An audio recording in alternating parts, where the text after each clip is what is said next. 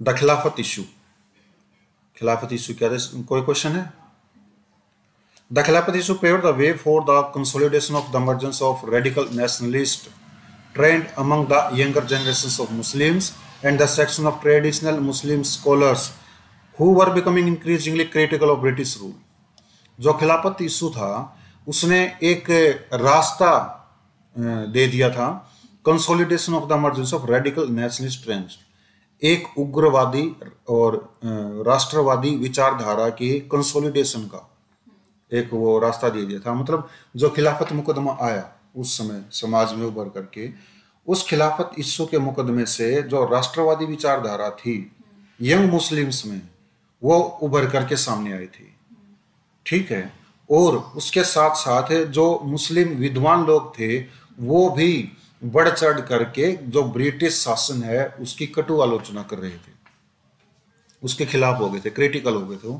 This time, इस बार, they were angered by the treatment meted out to Turkey by the British after the First World War।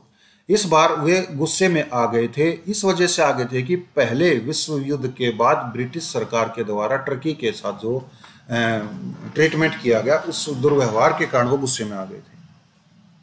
The Muslims in India as the Muslims all over the world, Muslim जो भारत में थे और भारत के साथ साथ पूरे दुनिया में जो मुस्लिम्स थे, regarded the sultan of Turkey as their spiritual leader खलीफा, वे अपने टर्की के सुल्तान को अपने स्पिरिचुअल लीडर के रूप में देखते थे, आध्यात्मिक नेता के रूप में देखते थे, जिसको खलीफा कहा जाता है।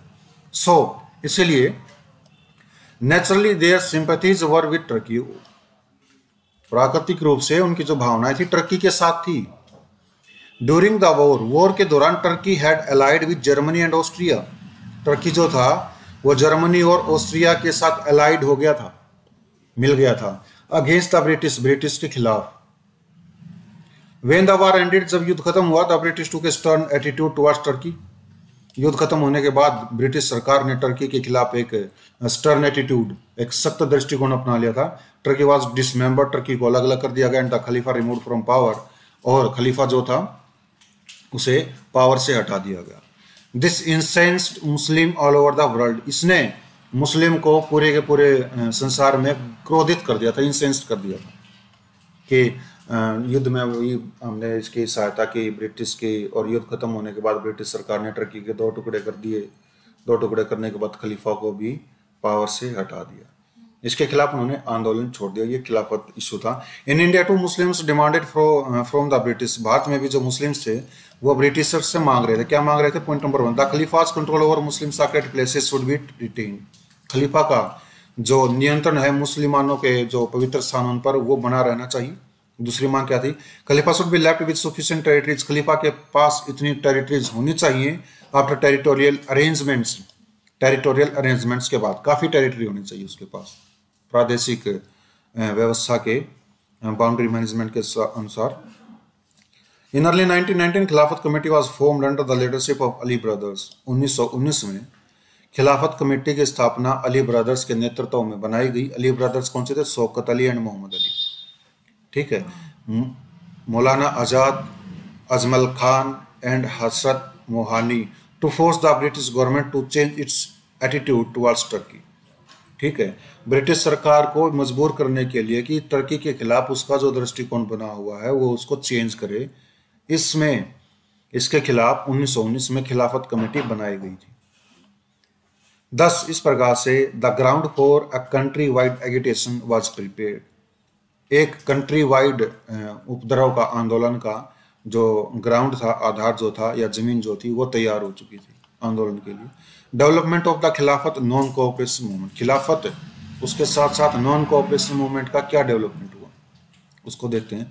फॉर सम टाइम, कुछ समय तक Khilafat leaders limited their actions to meetings, petitions, deputations in favour of the Khilafat, Khilafat के जो नेता थे वो कुछ समय तक उन्होंने अपने कार्यों को सभाओं तक, याचनाओं तक और डेपुटेशंस तक ही सीमित रखा था खिलाफत के फेवर में, खिलाफत के पक्ष में।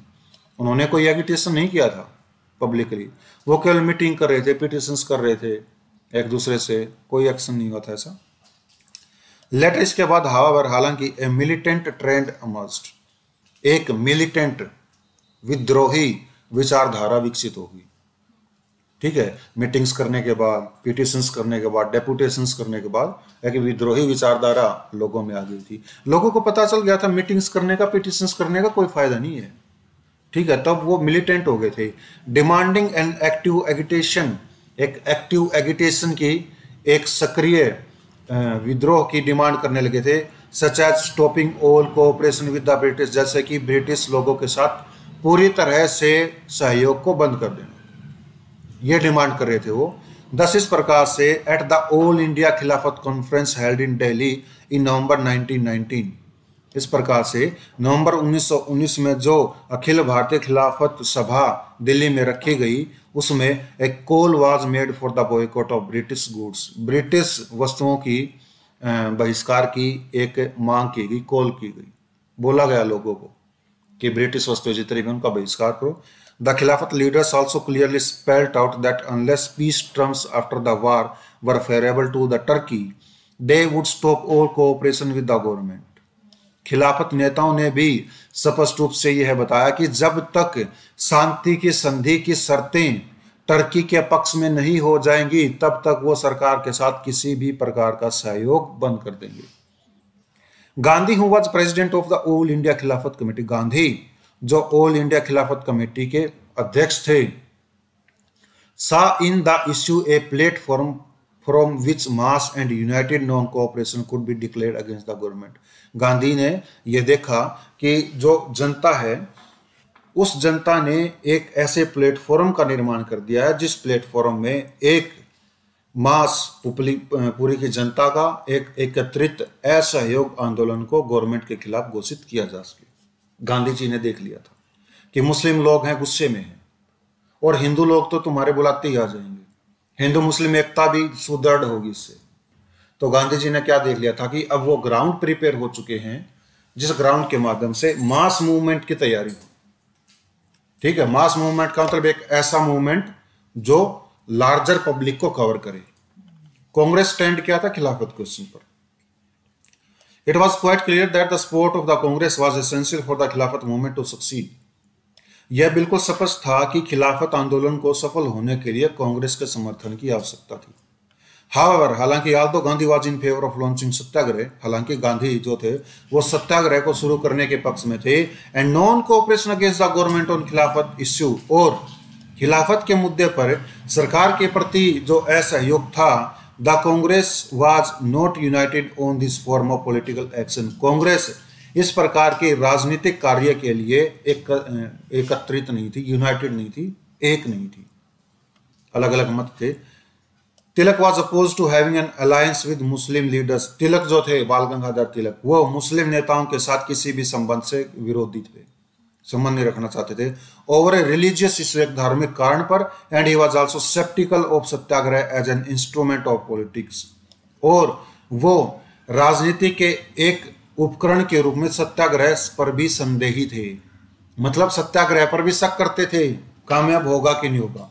ये बाल गंगाधर तिलक थे, मुस्लिमों के साथ भी मिलकर के नहीं चलना चाहते थे वो किसी भी धार्मिक मुद्दे पर। According to Professor Ravindra Kumar के अनुसार Gandhi made a concerted bid to convince Tilak of the virtues of satyagraha and of the expediency of an alliance with the Muslim community और the Khilafat issue. Professor Ravindra Kumar के अनुसार गांधी जी ने कंसर्टेड बिड की थी। ठीक है, गांधी जी ने कहा था टू कन्विंस तिलक को कन्विंस करने के लिए ऑफ द वर्चूज ऑफ सत्याग्रह के गुणों के बारे में बताया था, कंसल्टेड किया था, बताया था। एंड ऑफ द एक्सपीडेंसी, और एक्सपीडेंसी का मतलब एक्सपर्टाइज, ये निपुणता के बारे में भी बताया था। And alliance with the Muslim community और द खिलाफत इशू, की खिलाफत इशू पर मुसलमानों के साथ संबंध स्थापित करने का या उनके साथ एक संगठन बनाने का क्या एक्सपीडेंसी रहेगा, एडवांटेज क्या रहेगी, ये भी उसने बताया था। There was opposition to some of other provisions of the Gandhi's non cooperation programme also, Gandhi ji के असहयोग कार्यक्रम के और दूसरे प्रावधानों पर भी कुछ अपोजिशन थी, विरोध था। Such as boycott of councils, जैसे कि काउंसिल्स का बॉयकॉट करो, इनका बहिष्कार करो, लेटर बाद में। However Gandhi was able to get the approval of the Congress, हालांकि बाद में जो गांधी थे वो कांग्रेस की सहमति प्राप्त करने में योग्य हो गए थे for his programme of political action, अपने राजनीतिक कार्यक्रम के प्रोग्राम के लिए, पॉलिटिकल एक्शन के लिए। ठीक है, राजनीतिक कार्यक्रम के कार्य के लिए कांग्रेस की सहमति गांधी जी को आखिर में मिल गई थी। And the Congress felt incline, और कांग्रेस ने महसूस किया कि वो झुक चुकी है to support a non cooperation programme on the Khilafat question, कि वो खिलाफत क्वेश्चन पर एक असहयोग कार्यक्रम को समर्थन देने के लिए कांग्रेस झुक चुकी है। महसूस किया था कि हाँ, हमारा झुकाव उस तरफ हो गया है कि अब नॉन कोऑपरेशन जो प्रोग्राम है हम उसको समर्थन देंगे। क्यों? क्योंकि it was felt that this was a golden opportunity. ऐसा महसूस किया गया कि यह एक गोल्डन अपॉर्चुनिटी है, एक सुनहरा अवसर है to cement Hindu Muslim unity, Bharat Muslim एकता को सीमेंट करने का, ठोस बनाने का एक सुनहरा अवसर है। And to boring Muslim masses, and to bring Muslim masses, और मुस्लिम जो जनता है उसको लाने का भी एक सुनहरा अवसर है इनटू द नेशनल मूवमेंट, राष्ट्रीय आंदोलन में। Now different sections of society, अब जो समाज के अलग अलग जो सेक्शंस थे, वर्ग जो थे, Hindus, Muslim, Sikhs, Christians, peasants, artisans, capitalist, tribals, women, students, ये भी could come into the national movement, वो भी राष्ट्रीय आंदोलन में आ सकते थे by fighting for their own rights, अपने खुद के अधिकारों के लिए लड़ने के लिए। एंड रियलाइजिंग, और ये महसूस करके दैट कि the colonial rule was opposed to them, कि जो कॉलोनियल रूल है वो उनके अपोज्ड है, विरोध में है, उनके खिलाफ है। The Congress was losing faith in constitutional struggle, Congress क्यों सहमत हो गई थी नॉन कोऑपरेशन मूवमेंट के लिए? क्योंकि कांग्रेस का जो विश्वास था एक संवैधानिक संघर्ष में, specially after the Punjab incidents, Punjab की घटनाओं के बावजूद विशेष तौर से, and blatantly partition Hunter committee report, और हंटर कमेटी रिपोर्ट की जो रिपोर्ट आई थी उस रिपोर्ट के खिलाफ इनका जो विश्वास था वो कांग्रेस का वो दूर हो रहा था। कॉन्स्टिट्यूशनल स्ट्रगल में, कॉन्स्टिट्यूशनल स्ट्रगल का मतलब एक ऐसा स्ट्रगल जो कॉन्स्टिट्यूशन के दायरे में हो, बाहर नहीं हो। Congress was aware that the masses were eager to give expression to their discontent, Congress इस बात से जागरूक थी कि जो जनता है वो उत्सुक है कि वो अपनी असंतुष्टि को एक्सप्रेशन दे, व्यक्त करे। गुस्सा था लोगों में, ठीक है, और वो एक प्लेटफॉर्म देख रहे थे कि गुस्सा कैसे निकाले अंग्रेजों के लिए। Muslim League support to Congress, Congress के को मुस्लिम लीग का सपोर्ट क्या मिला? The Muslim League also decided to give full support to the Congress and its agitation on political questions. Muslim League ने भी ये फैसला कर लिया था कि वो किसी राजनीतिक पर्सन के लिए किसी भी उपद्रव में वो कांग्रेस का पूरा पूरा समर्थन करेगी। द नॉन कोऑपरेशन खिलाफत मूवमेंट, ये देखो फरवरी 1920, इन अर्ली 1920, फरवरी 1920 का पीरियड है ये, और 5 फरवरी 1922, 2 साल के बाद चोरा चोरी हत्याकांड होता है जिसमें 22 पुलिसकर्मी जल करके मारे जाते हैं। इस घटना के बाद गांधी जी ने इस आंदोलन को वापस ले लिया था, जब गांधी जी को ऐसा लगा था कि जो आंदोलन है वो हिंसक होता चला जा रहा है।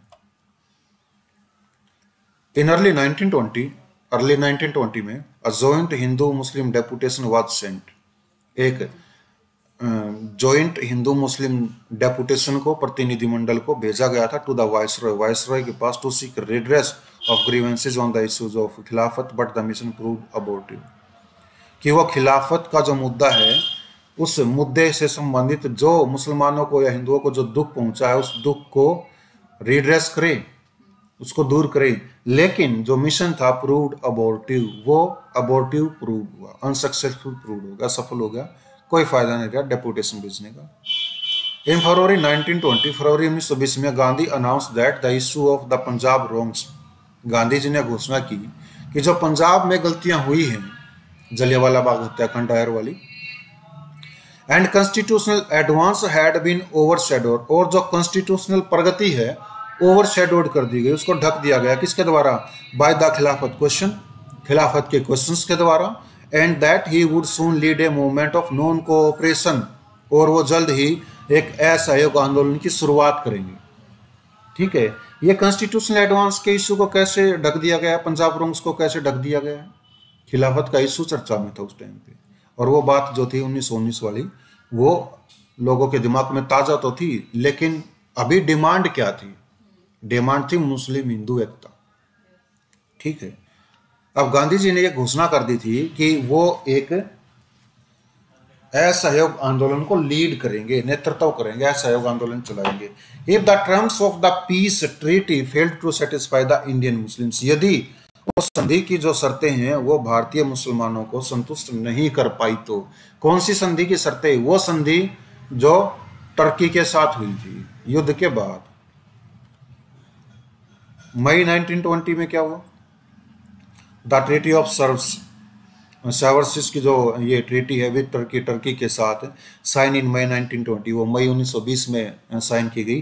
कंप्लीटली डिसमेंबर्ड टर्की, और उस संधि ने टर्की को पूरी तरह से डिसमेंबर्ड कर दिया, तहस नहस कर दिया, अलग अलग टुकड़े कर दिए टर्की के। जून 1920 में क्या? An all party conference at Allahabad approved a programme of boycott of schools, colleges and law courts and asked Gandhi to lead it.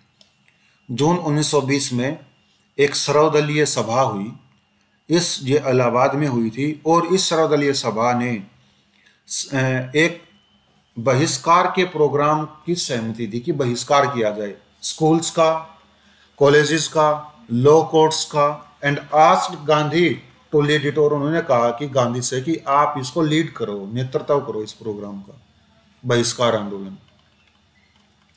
August 13, 1920 The Khilafat Committee started a campaign of non-cooperation and the movement was formally launched. खिलाफत committee ने असहयोग आंदोलन के campaign को शुरू कर दिया, और जो असहयोग आंदोलन था वो औपचारिक रूप से शुरू हो गया। अगस्त 31, 1920 को शुरू हो गया था। Tilak had incidentally breathed his last on August 1, 1920। ठीक है, तिलक ने 1 अगस्त 1920 को अपनी आखिरी सांस ली।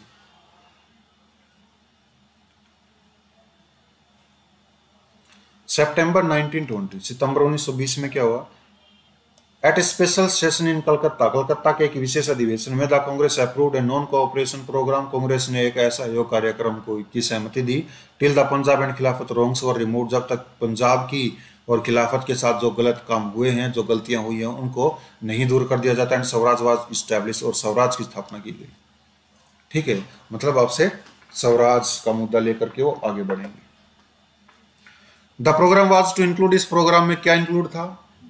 Boycott of the government schools and colleges, स्कूलों का और महाविद्यालयों का एक बॉयकॉट होना था। जो सरकारी स्कूल हैं, सरकारी विद्यालय और सरकारी कॉलेजेस हैं, उनका बहिष्कार होना था। बॉयकॉट ऑफ लॉ कोर्ट्स, अदालतों का बहिष्कार होना था। And dispensation of justice through panchayat instead, और इसके बजाय लॉ कोर्ट्स के बजाय जो न्याय दिया जाता था वो पंचायत के माध्यम से दिया जाने लगा। मतलब लोगों को बताया गया कि आप लॉ कोर्ट्स जाने के बजाय पंचायत में फैसला करो। बॉयकॉट ऑफ लेजिस्लेटिव काउंसिल्स, विधायी परिषद का भी बॉयकॉट किया गया,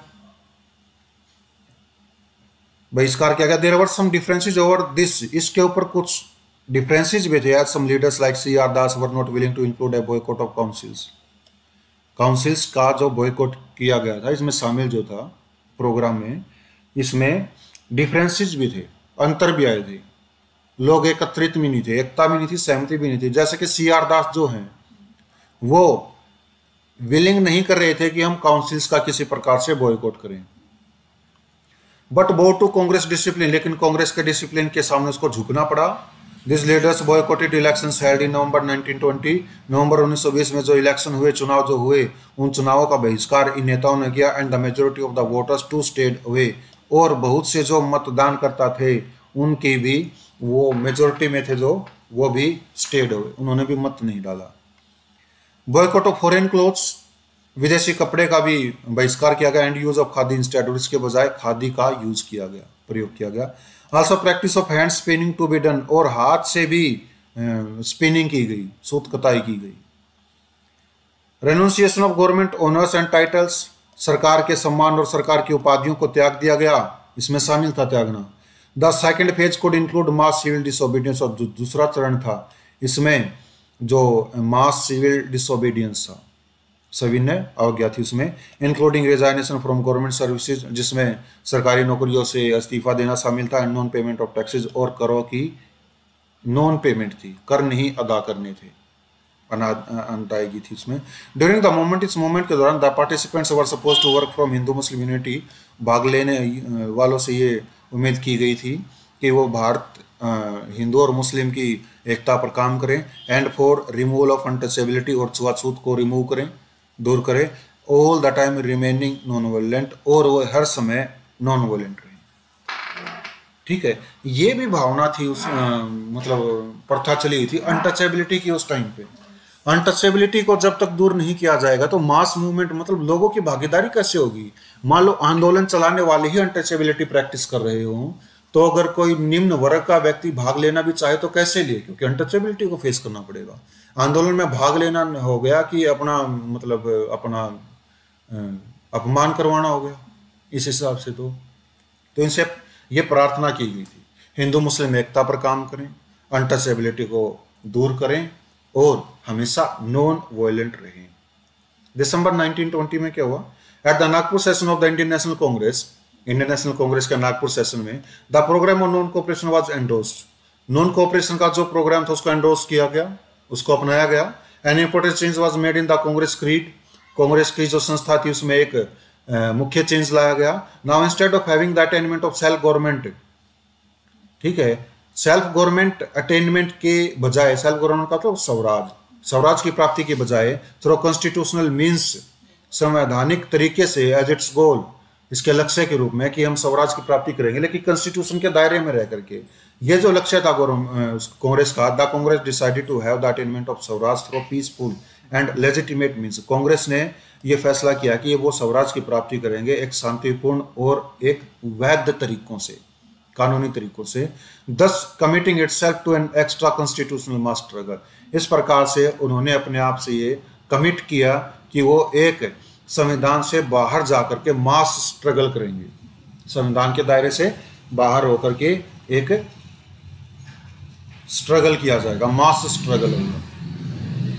सम important organisational changes were made, कुछ महत्वपूर्ण ऑर्गेनाइजेशनल परिवर्तन किए गए, संगठन से संबंधित परिवर्तन किए गए। कौन से थे?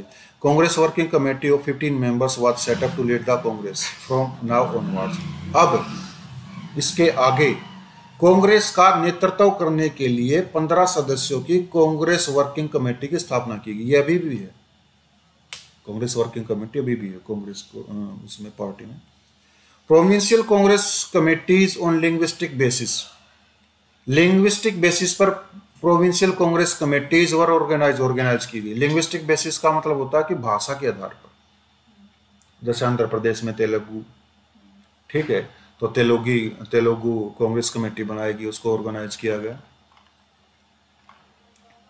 वर ऑर्गेनाइज की गई थी। वार्ड कमेटीज वर ऑर्गेनाइज की थी। And entry fee was reduced to 4 anna, जो एंट्री फीस थी वो 4 आने कर दी गई थी, कम करके ये परिवर्तन किए गए थे।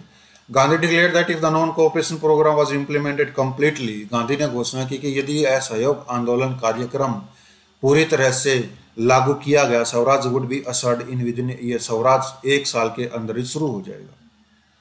Many groups of revolutionary terrorist, क्रांतिकारी आतंकवादियों के बहुत से समूह, स्पेशली दोज फ्रॉम बंगाल, मुख्य रूप से जो बंगाल से थे, also pledged support to the Congress programme, उन्होंने भी शपथ ली कि वो कांग्रेस के इस कार्यक्रम में समर्थन देंगे।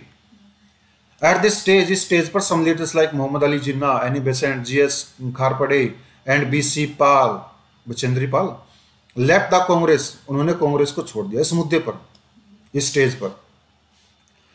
As they believed in a constitution and lawful struggle, क्योंकि वे एक कॉन्स्टिट्यूशनल, संवैधानिक और एक कानूनपूर्ण संघर्ष में विश्वास करते थे। While some others like Satyendra Nath Banerjee founded the Indian National Liberal Foundation, जबकि जो दूसरे नेता थे जैसे कि सुरेंद्र नाथ बनर्जी, उन्होंने इंडियन नेशनल लिबरल फेडरेशन की स्थापना की and played a minor role in national politics and, और इसके बाद उसने राष्ट्रीय राजनीति में एक गौण अभिनय शुरू कर दिया था निभाना, ठीक है। एंड सुरेंद्र नाथ बनर्जी कौन थे?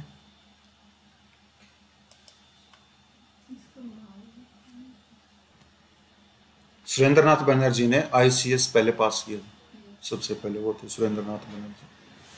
The adoption by the Congress of the non cooperation movement, Congress के द्वारा जो नॉन कोऑपरेशन मूवमेंट को एडॉप्शन किया गया, स्वीकार किया गया, इनिशिएटेड अर्ली बाय द खलीफा committee gave it a new energy.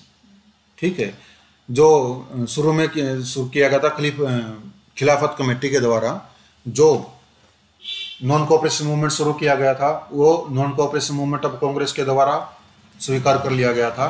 इस बात ने खिलाफत कमेटी को एक नई एनर्जी मिल गई, नई ऊर्जा मिल गई। And the years 1921 and 1922 saw an unprecedented popular upsurge।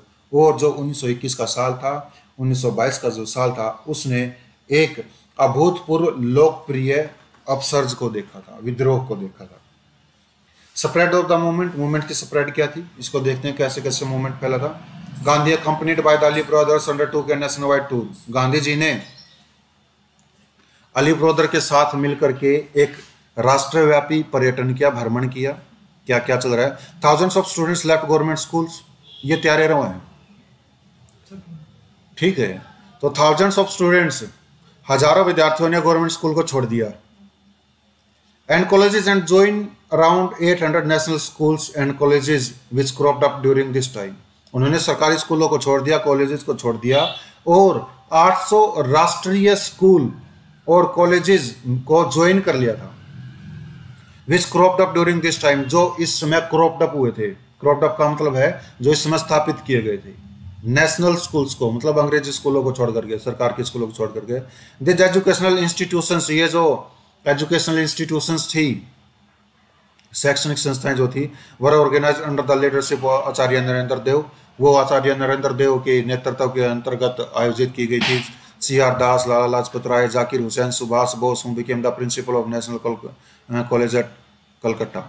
जो नेशनल कॉलेज कलकत्ता के प्रिंसिपल बने थे Subhash Bose. And included Jamia Millia at Aligarh, और जामिया मिलिया जो अलीगढ़ में है वो भी शामिल थी इसमें।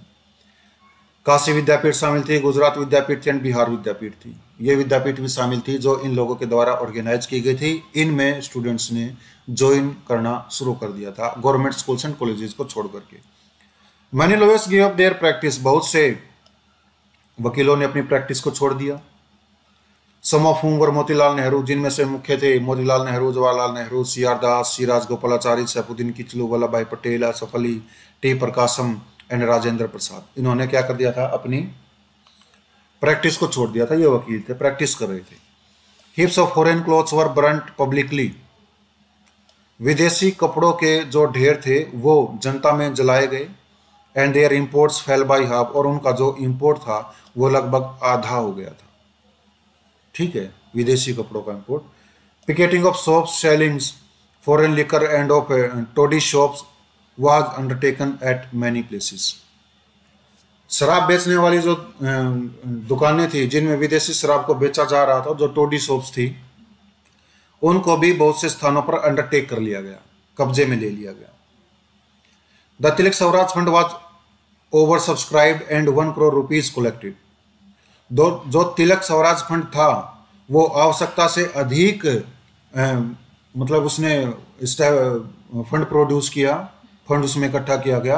लगभग 1 करोड़ रुपए से रुपए लगभग इकट्ठे किए गए तिलक स्वराज फंड में, इसकी स्टैब्लिश किया गया था। Congress volunteer corps emerge as the parallel police.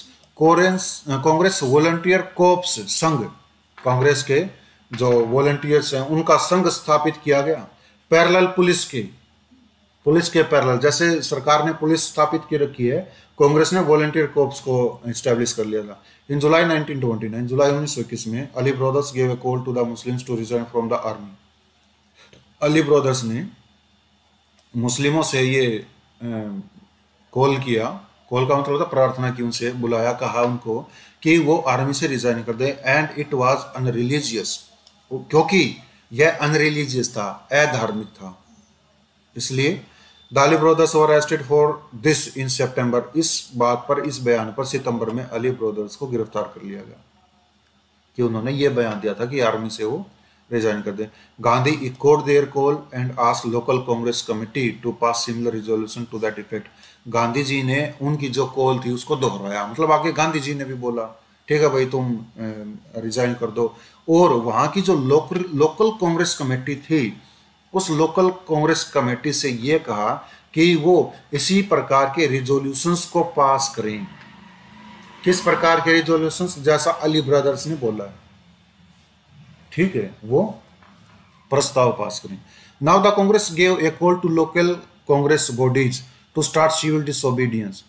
अब कांग्रेस ने जो वहां की स्थानीय कांग्रेस संस्थाएं थी उनको एक गेव ए कॉल आवाज दी कि वो सिविल डिसोबीडियंस को शुरू करें, सविनय आंदोलन को शुरू करें। If it was thought that the people were ready for it, यदि वो कांग्रेस कमेटी ये मान लेती है कि हाँ अब लोग इसके लिए तैयार हैं।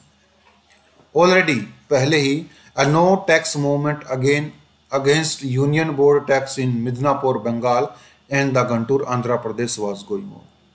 पहले ही मिदनापुर बंगाल में और आंध्र प्रदेश के गंटूर में जो टैक्स है उसके खिलाफ मूवमेंट चल रहा था, नो टैक्स मूवमेंट कि कर नहीं दो आंदोलन चल रहा था। इन असम में स्ट्राइक्स इन टी प्लांटेशंस, चाय के बागानों में हड़ताल हो गई। Steamer services and Assam Bengal railways had been organised, steamer services को और असम बंगाल रेलवेज को ऑर्गेनाइज किया गया। J M. Sengupta was a prominent leader in this strikes, इस स्ट्राइक्स में जे.एम. सेनगुप्ता एक प्रोमिनेंट लीडर थे। सेनगुप्ता, जे.एम. सेनगुप्ता नाम याद रखना है कि असहयोग आंदोलन के दौरान जो नॉर्थ ईस्ट है उसमें प्रमुख नेता कौन से थे, जे.एम. सेनगुप्ता। इन नवंबर 1921, नवंबर 1921 में the visit of the Prince of Wales to India invited strikes and demonstration. Prince of Wales का जो प्रिंस था उसकी नवंबर 1921 में जो भारत में विजिट हुई, उसके कारण ये जो विजिट थी ये स्ट्राइक्स को और डेमोन्स्ट्रेशंस को लेकर के आई। इसको देख करके लोगों ने हड़ताल करना शुरू कर दिया था और प्रदर्शन करना शुरू कर दिया था। प्रिंस ऑफ वेल्स, वेल्स कहां पर है? ब्रिटेन में कौन कौन से देश शामिल हैं? स्कॉटलैंड, आयरलैंड, वेल्स, ये यूनाइटेड किंगडम में है, ठीक है। तो प्रिंस ऑफ वेल्स जब आया था नवंबर 1921 में भारत में, उसके आने की जैसे ही खबर लगी तो लोगों ने हड़ताल करना शुरू कर दिया, प्रदर्शन करना शुरू कर दिया था। The spirit of defiance and unrest gave rise to many local struggles such as Awadh kisan movement. ये जो अवज्ञा की और ये जो अनरेस्ट की जो स्पिरिट थी, बेचैनी जो थी लोगों में, इसके कारण लोगों ने बहुत से स्थानीय संघर्षों को शुरू कर दिया था। जैसे कि अवध किसान मूवमेंट यूपी में चला था, एका मूवमेंट भी यूपी में चला था, मपीला रिवोल्ट मालाबार में चला था, and Sikh agitation for the removal of mahant in Punjab. और पंजाब में महंतों को हटाने के लिए सिख उपद्रव भी हुआ था। पीपल्स रिस्पॉन्स, पीपल्स का क्या रिस्पॉन्स था, लोगों का क्या रिस्पॉन्स था? The participation in the movement was from a wide range of the society but to a varying extent। जो समाज की जो विस्तृत क्षेत्र से लोगों का इस मूवमेंट में पार्टिसिपेशन रहा था, लेकिन वेरिंग एक्सटेंट, अलग अलग विस्तार तक रहा था। कहीं ज़्यादा लोगों ने, कहीं कम लोगों ने भाग लिया होता। मिडिल क्लास का क्या रिस्पॉन्स था देखते हैं। People from the middle classes led the movement at the beginning. शुरू में तो जो मिडिल क्लास के लोग थे, मध्य वर्ग के लोग थे, उन्होंने शुरू में तो आंदोलन का नेतृत्व किया, but later they showed a lot of reservations about Gandhi's programme. लेकिन बाद में उन्होंने गांधी जी के प्रोग्राम में बहुत से रिजर्वेशंस को देखा। In places like Calcutta, Bombay and Madras which were centres of elite politicians. ऐसे स्थान जैसे कि कलकत्ता हो गया, बॉम्बे हो गया, मद्रास हो गया, जिन्हें एलिट पॉलिटिशियंस के केंद्र के रूप में देखा जाता था। जो ये मानते थे मिडिल क्लास के लोग कि ऐसे ऐसे स्थानों पर तो बहुत बड़े बड़े पैसे वाले लोग, धनी लोग लोगों के केंद्र हैं। The response to Gandhi's call was very limited. इन स्थानों पर गांधी जी की कॉल का जो रिस्पॉन्स था वो बहुत ही लिमिटेड था। मतलब जो मिडिल क्लास के लोग थे वो कलकत्ता, बम्बे, मद्रास में बहुत कम मात्रा में आंदोलन में शामिल हुए थे। The response to the call for resignation from the government service, surrendering of all titles etc. was not taken seriously। और ये जो रिस्पॉन्स था इस बात के ऊपर कि वो सरकारी नौकरियों से अपना त्याग पत्र दे दें और अपने उपाधियों को सरेंडर कर दें, इसके प्रति भी ये रिस्पॉन्स भी, ये कॉल भी गांधी जी की सीरियसली नहीं ली गई मिडिल क्लासेस के द्वारा। द कंपैरेटिव न्यू कमर्स, तुलनात्मक रूप से जो नए कमर्स थे, नए आगंतुक थे इंडियन पॉलिटिक्स में, found expressions of their interest and aspiration in the movement, उन्होंने इस आंदोलन में अपनी रुचियों को और अपनी महत्वाकांक्षाओं की अभिव्यक्ति को पाया, मतलब उनकी भी बातें सुनी गई। Rajendra Prasad in Bihar, Vallabhbhai Patel in Gujarat provided solid support, and in fact leaders like them found non-cooperation to be a viable political alternative to terrorism in order to fight against a colonial government. जो नेता थे जैसे कि राजेंद्र प्रसाद हो गए बिहार में, वो वल्लभ भाई पटेल गुजरात में हो गए, इन्होंने सॉलिड सपोर्ट प्रदान किया इस मूवमेंट में, बढ़ चढ़ करके भाग लिया। इनफैक्ट वास्तव में जैसे कि नेता थे इस प्रकार के, जैसे कि सरदार वल्लभ भाई पटेल, राजेंद्र प्रसाद हो गए, उन्होंने असहयोग आंदोलन को एक राजनीतिक विकल्प के रूप में पाया टेररिज्म की बजाय, आतंकवाद की बजाय, ताकि वो जो लड़ाई लड़ सके औपनिवेशिक सरकार के खिलाफ। मतलब इन्होंने ये सोचा था कि औपनिवेशिक सरकार के खिलाफ अगर लड़ाई लड़नी है तो टेररिज्म की बजाय वो एक असहयोग आंदोलन के माध्यम से भी लड़ सकते हैं। बिजनेस क्लास का क्या था? The economic boycott received support from the Indian business group because they had benefited from the nationalist emphasis on the use of स्वदेशी। राष्ट्रवादियों ने जो स्वदेशी वस्तुओं के प्रयोग पर जोर डाला था, उसके जोर डालने से जो बिजनेस क्लास को फायदा हो रहा था, इस फायदे के बदले उन्होंने भी इस आंदोलन में बहुत ज्यादा सपोर्ट किया, समर्थन दिया। But a section of the big business remain sceptical towards the movement, लेकिन इन बड़े बड़े बिजनेस के जो सेक्शन है, बड़े बड़े व्यवसायी जो लोग हैं, उनका जो एक भाग है वो इस मूवमेंट के प्रति संदेही रहा था। They seemed to be afraid of labour unrest in their factories, वे उन्हें डर सता रहा था कि उनकी फैक्ट्रीज में लेबर अनरेस्ट न हो जाए, मजदूरों की हड़ताल वगैरह न हो जाए। पीजेंट्स का क्या था?